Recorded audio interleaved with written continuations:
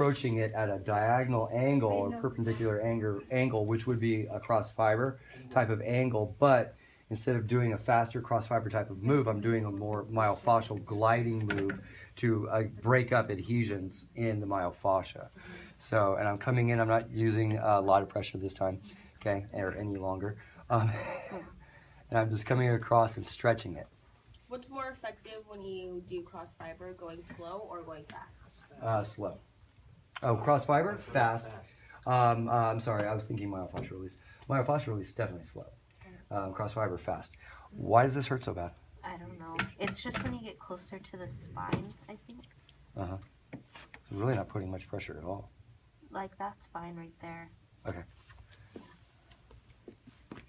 So coming across like so. It's right there that it hurts.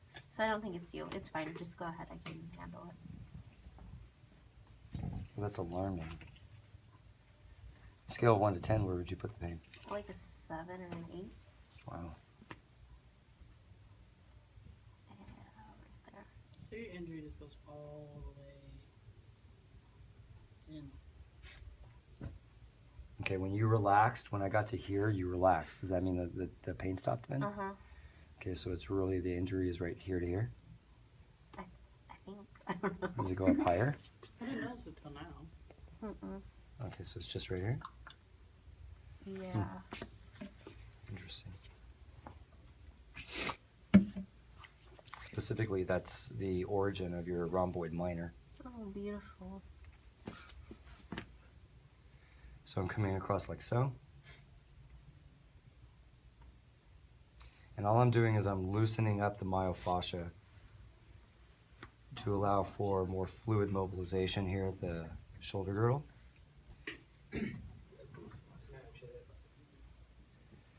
Okay. And then that's pictured right here in the fascial strokes. The next fascial stroke, okay, I'm going to come across you. Okay, thank you so much. The next fascial stroke, I'm going over the infraspinatus, and I'm going to rake with all 4 of my fingers, but it's the same concept of what I was doing before. Okay.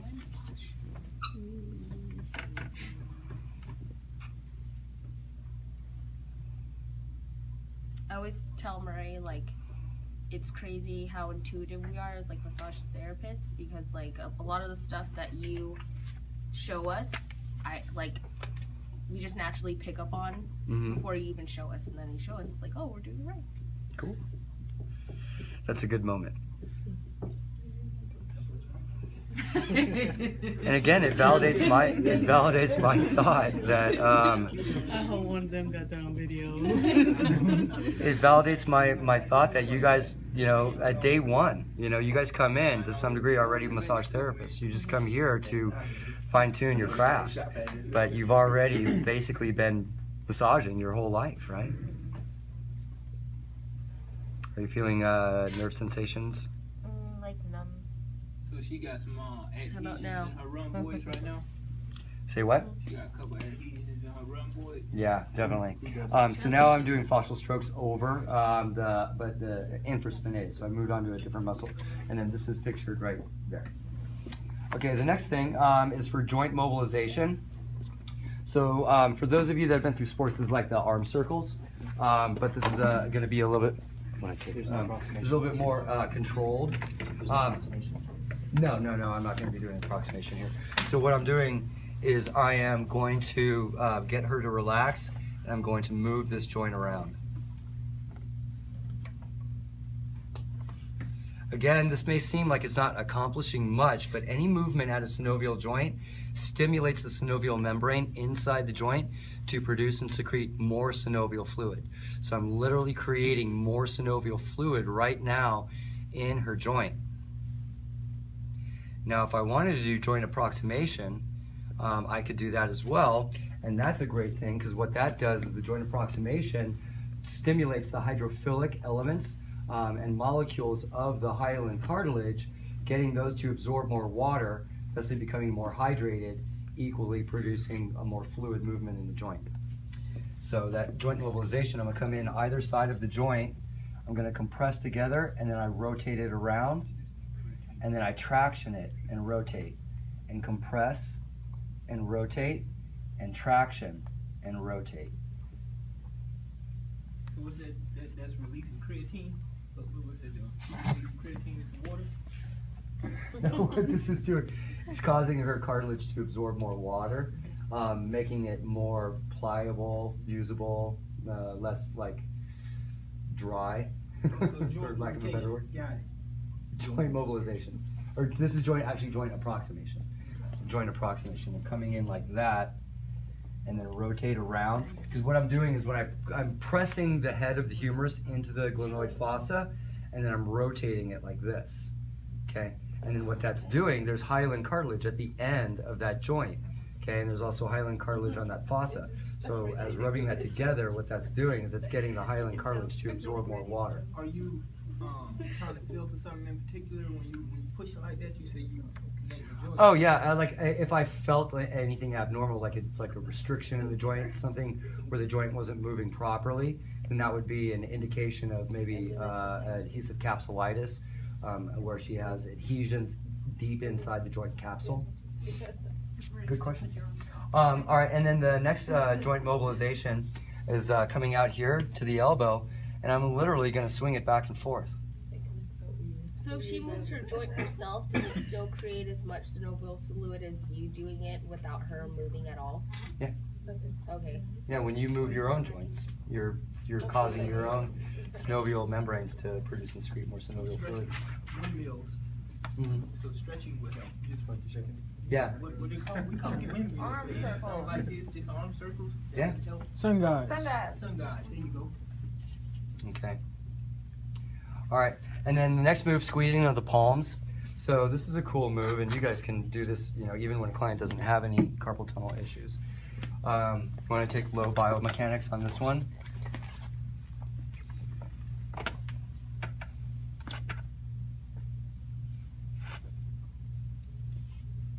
How's that feel? Great. How's the pressure? Good. Okay.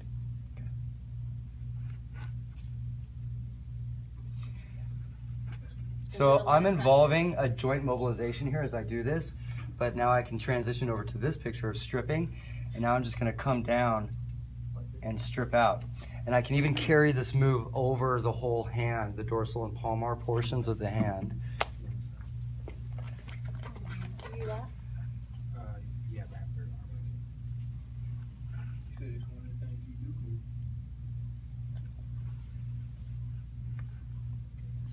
Are you stripping like that? Wow, that was cool. I'm stripping like this. It needed it. Like I have their arm up and I go like that. On their back. Okay. The next thing, okay, I'm locking up to gain control.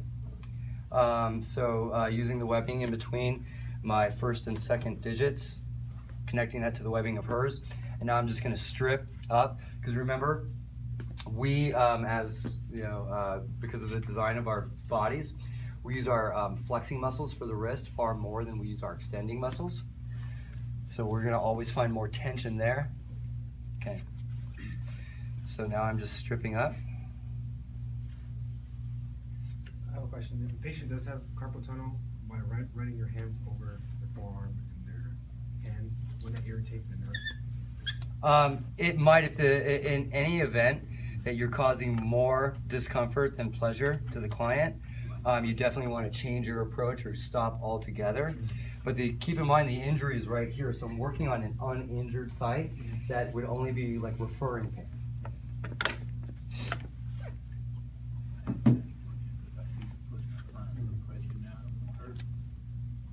Sorry, I'm not trying to grab your thumb, It's just the muscles in your hands. Yes, I know how it works. Okay. Oh yeah, I'm a massage therapist. I know what I'm doing. My client just stopped doing whatever they were doing. Yeah, but how many of Okay. them are gonna listen?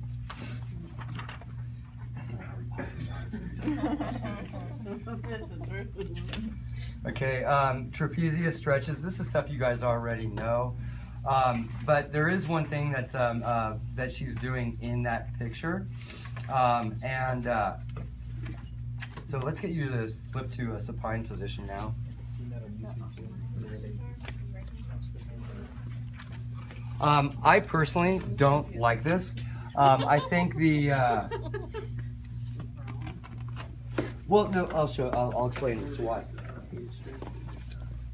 So when I do a forward head flexion stretch for the trap, okay, I much would rather, I have more control over the client's head in the palm of my hands. My palms are softer, okay, and it creates a more comfortable feel for the client as you do that, okay. Plus it's easy for me if I feel like I want to include another stretch or mobilization in there, I'm working with the right tools and using my hands, okay. Versus doing this, I'm now resting her head on the bone of my forearm, okay, and I have lost control. I don't have tremendous amount of control here, and her head could roll off to one side and I wouldn't be able to catch it with this arm. So even though this kind of like is a cool move that looks cool in pictures, I don't feel it to be a very viable move for us, way to approach it. I would recommend. You know this girl? You know this, the person who He said did all Linnell's this? massage. Okay. What, do you want to meet her? No, I was just like, did you tell her that? Yes, I do. No. Would you say that the side stretch? I'm respectful for what other people do. Yeah, I got it. Would you say that the side stretch that they showing us here, is, you know what the hell I'm trying to say, man. Would you use that one and you don't want to use the straight up? Can you demonstrate the side one? He grabs the forehead and pushes it forward. Like this picture here, she's just using one. It's kind of like doing the stretch for the Swedish, and she's elevating the head slightly. Oh yeah, okay. you elevate Oh, the okay. head when you do the Swedish, but we were Like taught. she's so- doing this. Mm-hmm. Yeah, again, I use my palms. Okay. I come over like this. I think you have so much more control. It's so much gentler for the client to do like this. Okay. Just to make sure you can actually control which way the head is going to go safe. The other thing is notice what she's not doing.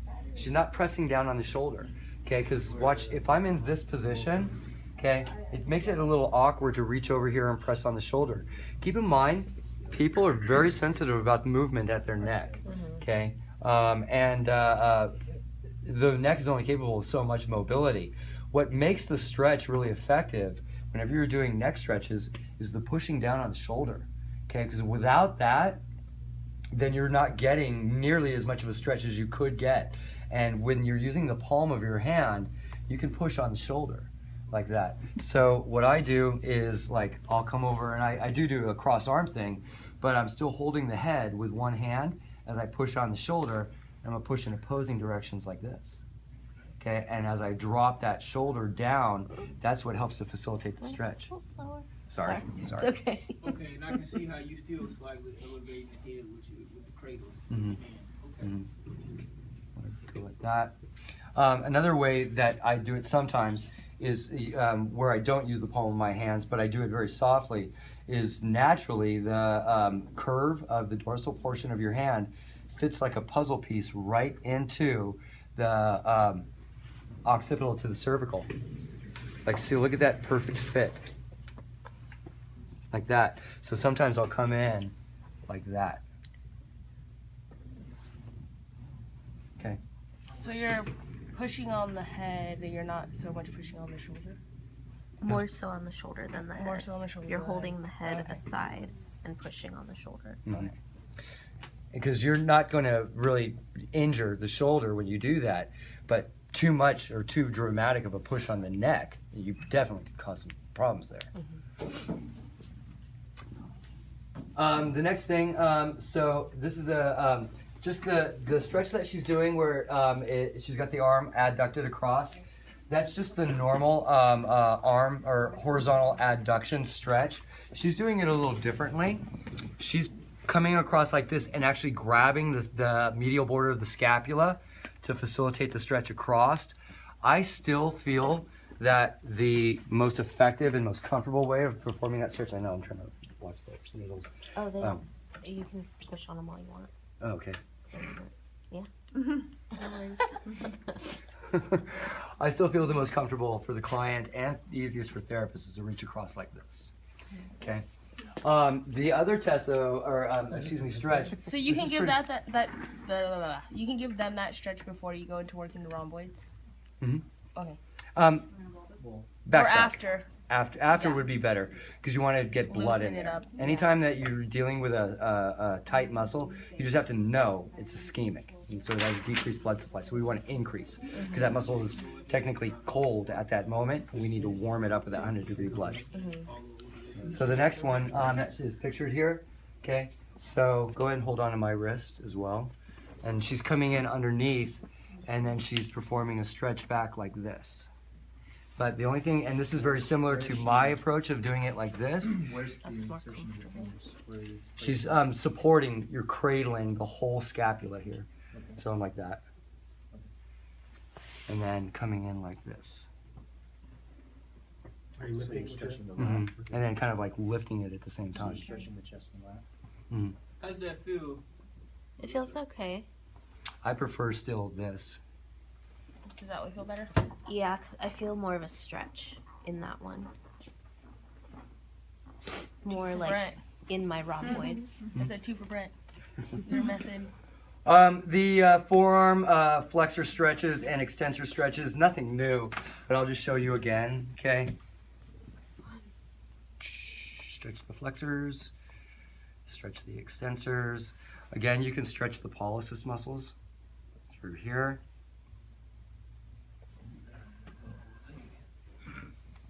Interosseous stretch.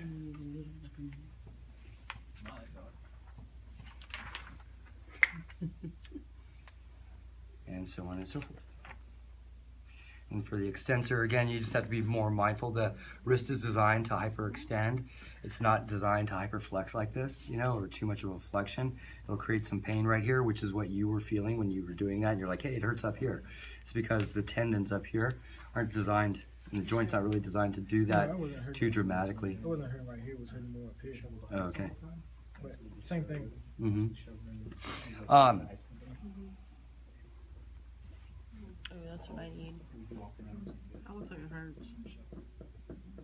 So something like this would be great for the guy that John was telling us about that been shoveling ice all his life. His fingers are stuck in place like I was this. just telling him that You look I like a knew a Barbie. guy when I was a teenager. I worked for a concession company that used to do like WWE and like marketing stuff. Yeah, he was always shoveling ice for like years and years and years and years, and then he had like a shovel hand. Like he would walk around and he would naturally go to like a shovel position in his hand. Really? Yeah. Interesting. That's gotta be perfect, you know. I thought he had a drum.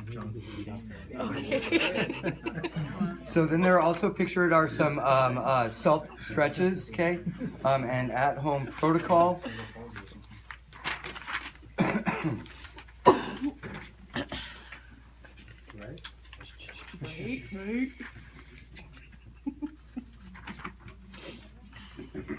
All right, and that's it for really the packet. Now for what I do, for more intense work on the carpal tunnel.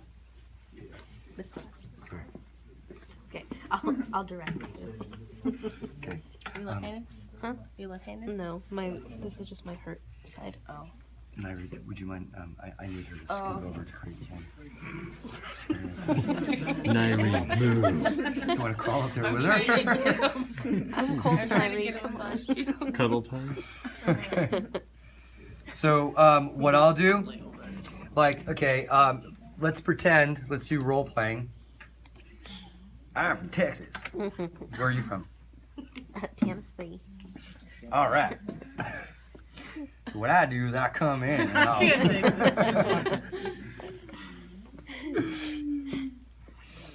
do my Arnold Schwarzenegger accent. Oh.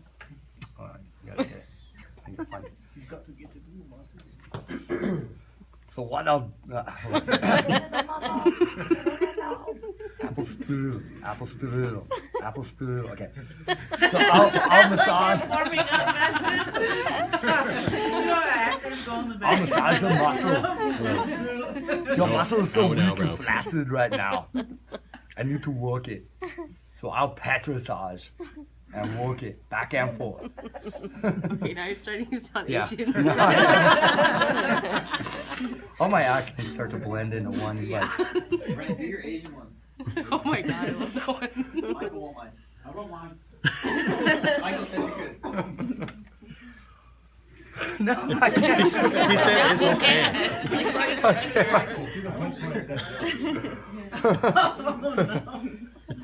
Another 6 weeks winter.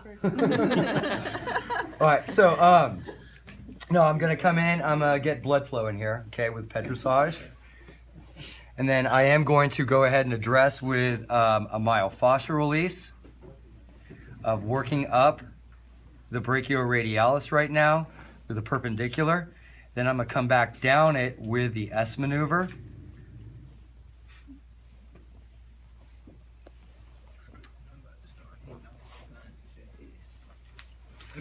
Now I'm moving over to the flexor carpi radialis.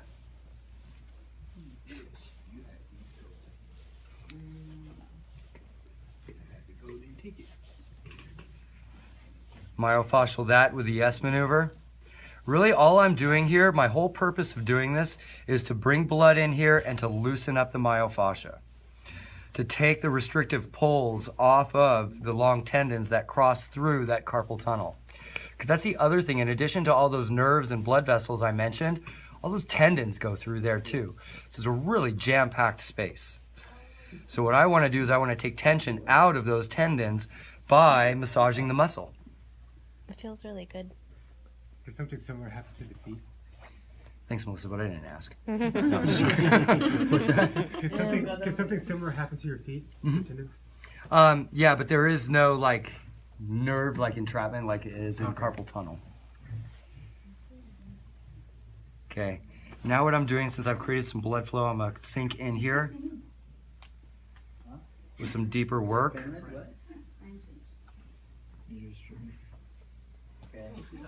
Yeah, I'm just coming in at a soft spot, okay, and I'm just gliding through, and I'm really not putting that much pressure, but I'm sinking in very effectively. I'll be sliding around. His mechanics are really good to be wearing shoes like that.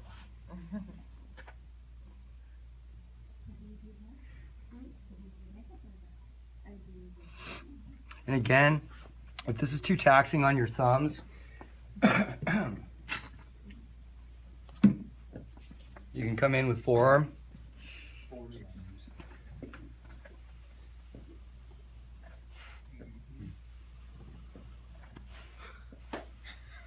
Craig. Get out the game, baby. Like so. Yeah. Okay. The next thing that we want to address is now we want to make our way to the wrist and hand. I'm taking this out for you. There you go. Okay. Is that gonna, taking that out though, is that gonna make you anxious throughout the day? No, I'll have her put in another one in. Okay.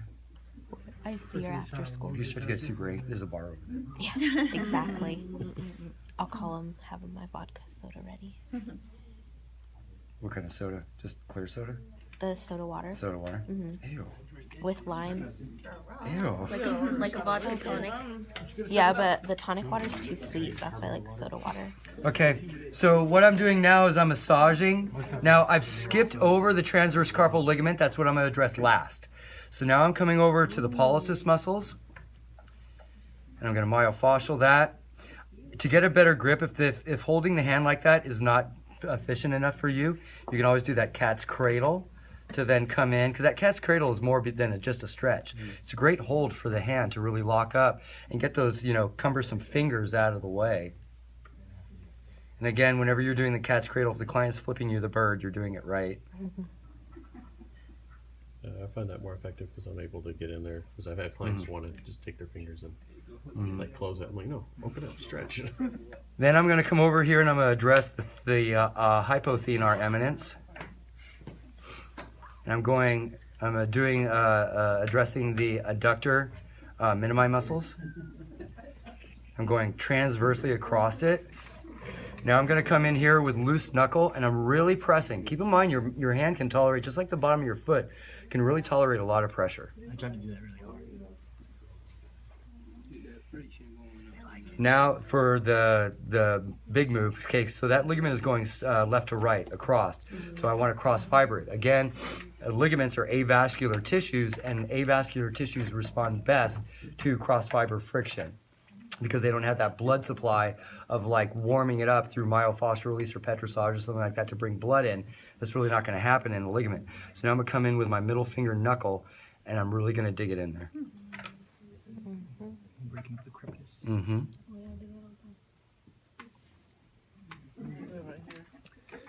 That's where it's adhering, right? The crepitus. Mm-hmm.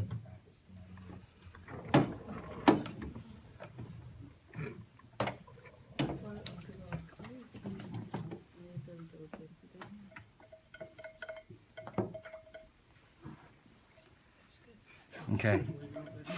Now, after I've loosened that up, I'm going to broaden it out by coming in directly over it and stripping out in lateral directions, medial and lateral. How's that feel? Delicious. That's a good word.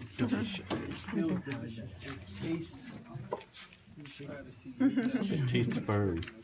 Tastes firm.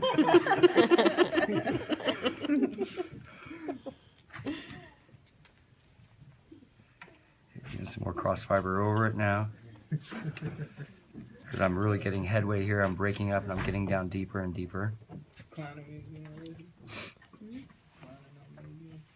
And then lastly, what I'm going to do is now I'm going to go ahead and stretch out her fingers. Are you okay with that?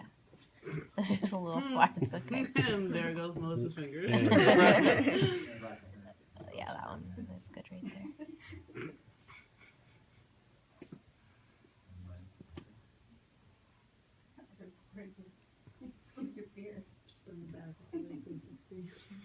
And I can even involve, to kind of finish it off, some muscle energy techniques. So what I want you to do is I want you to do a wrist flexion. Okay, and whenever you're ready, go ahead and go. I'm only using 30 though. I don't want to throw you up against the wall. Please, thank you. So sweet of you. And relax. Go ahead and go.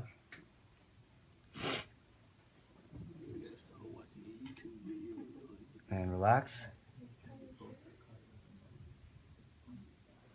It really knows an increased range of motion on that one. Okay, go ahead one more time.